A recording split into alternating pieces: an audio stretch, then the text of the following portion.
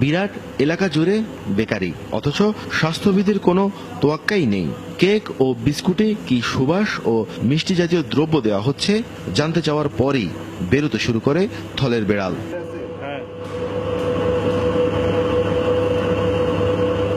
2014 সালে মেয়াদ শেষ হওয়া ফ্লেভার দিয়ে তৈরি হচ্ছে কেক। চোরাইভাবে লাগানো লেবেলেরও মেয়াদ গত হয়েছে গেল মাসে।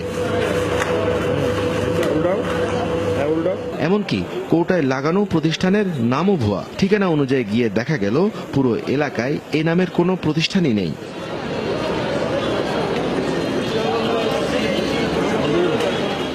ধরা পড়ে নির্দোষ দাবি করলেন বেকারির মালিক।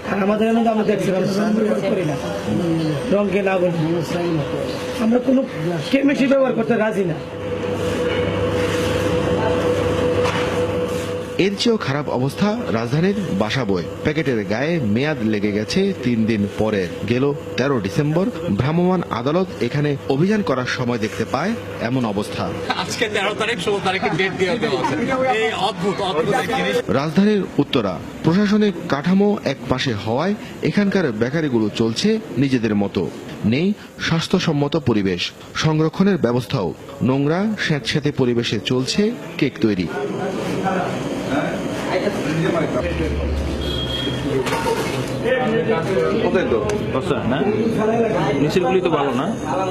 প্রায় প্রতিটি বেকারিতে ব্যবহার হচ্ছে কয়েকদিনের পুরনো তেল। এক তেল যে কতবার ব্যবহার হচ্ছে সেই হিসেব নেই ব্যবহারকারীদের কাছেও। একই জায়গায় কর্মীদের থাকা খাওয়ার ব্যবস্থা ও কেক বিস্কুট শুকানো তো যেন মামুলি বিষয়। পৃথিবীর সব দেশে কিন্তু এই টেস্টিং সল্ট বা মনোসোডিয়াম গ্লুটামেটটা কিন্তু বাচ্চাদের খাবারে ব্যান্ড, কিন্তু আমাদের দেশের বাচ্চারা কিন্তু কোনো না কোনো ভাবে এই মনোসোডিয়াম গ্লুটামেটটা কনজিউম করছে। বিশেষ করে দেখা যায় যে অনেক চানাচুরে, চিপসে এগুলো দেওয়া হচ্ছে।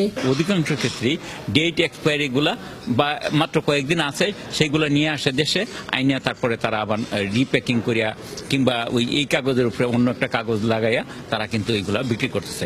এসব বন্ধে কেবল ভ্রাম্যমাণ আদালতের উপরেই নির্ভর না করে মন্ত্রণালয়গুলো সমন্বিত উদ্যোগের তাগিদ সাধারণ ভোক্তাদের। ঠিক 1 মাস আগে রাজধানীর উত্তরার এই বেকারিটিতে অভিযান চালায় ঢাকা জেলা প্রশাসনের নির্বাহী ম্যাজিস্ট্রেট। অপরিচ্ছন্ন পরিবেশের কারণে সে সময় 2 লাখ টাকা জরিমানাও করা হয়। ঠিক 1 মাস পরে এখানে আবার এসে দেখা যায় পরিস্থিতির পরিবর্তন হয়নি কিছুই। শুধু এই বেকারি নয়, ঢাকা শহরের বিভিন্ন এলাকার বেকারিগুলোতে এভাবেই কেক বিস্কুট তৈরি করে খাওয়ানো হচ্ছে সাধারণ মানুষকে।